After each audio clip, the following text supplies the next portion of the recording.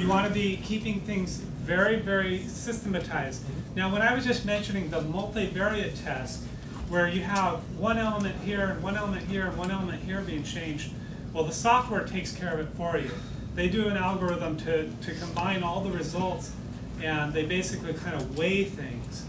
And so they come up with it. So it's a little bit different. But if you're doing an A/B test, where you're saying this home page versus this, you don't want to change too many things.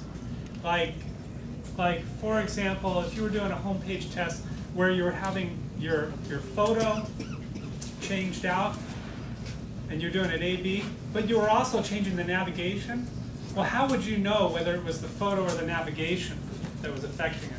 So that is important to try to minimize it to one thing at a time. Excuse me. Yeah. And how do you get the result? How you get the results is, I think I might have a screen capture of a optimizing technology, not Google Website Optimizer, I think, but one like it you'll see just in a second. But it gives you kind of a graph that shows what's going on here. I'll show this slide and just see if you guys can tell me what's changing. I'm testing something on this page. Here's option A. Here's option B. You guys notice what it was? And here's option C. Enroll. Yeah. Prices are lower. Prices are lower. Oh, actually, you're right. The prices are lower, but that shouldn't. I didn't mean that. That's just because of the product catalog was kind of sorting that way. Yeah. It says sign up, and then enroll. And this sign up is kind of orange or amber rust. And this enroll is kind of orange, amber rust. And this enroll is red. And also you're showing what's full, so that's encouraging people to come on. Yes. It's psychological. Yeah, the full thing is something that we do for that. Red is the Scarcity. Yeah, red won. Red won in this one by a landslide.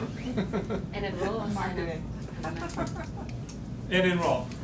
And I think it was because it was a little more clear on what it was. You know, it was sometimes you could try it today, or I don't know. There's lots of different softer ways of having a call to action, which we'll talk about in just a moment. Okay, so just another example of a test. This was our original, very long page describing what you could get with our deluxe websites. So we tested it against a shorter version, and then we tested that against a very short version. The very short version won.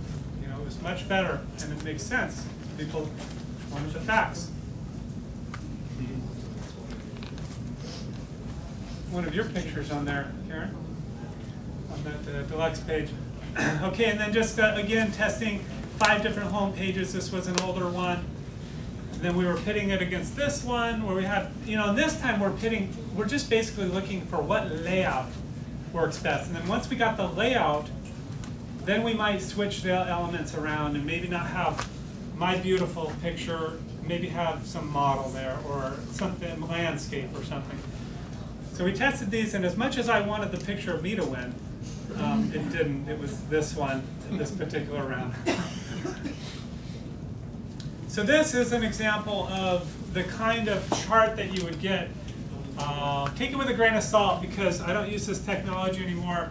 It's called Offermatica, but it basically just gave me a chart. It said which one was the winning conversion rate, and it would show me against that one how everyone else did as far as how much worse it did in a negative number.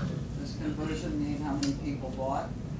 Yes, it means whatever you set it up to mean, and in that case I wanted to know how many people actually went to the sign-up page. But a conversion to you might be, again, they ended up on your newsletter. That could be your goal. It all depends on what do you really want them to do at this particular stage. This is our current home page, and again, it's the product of vigorous testing. We used to have a picture of one of our ideal customers in a profile, taking a picture with our SLR camera. It was a good picture, but funny story about that.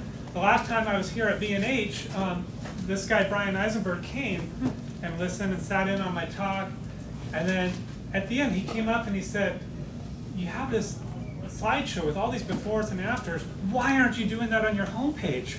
He says, "This is what the spontaneous types want to see. They want to see immediately what kind of results I'm going to get." So we tried it. This had a 300% increase in conversion. He was right. So I was grateful that he gave me that suggestion. But just going from that picture to that, it immediately changed. It wasn't a big number. It was, instead of 2 sales, I was getting 9. But wouldn't you rather have 9?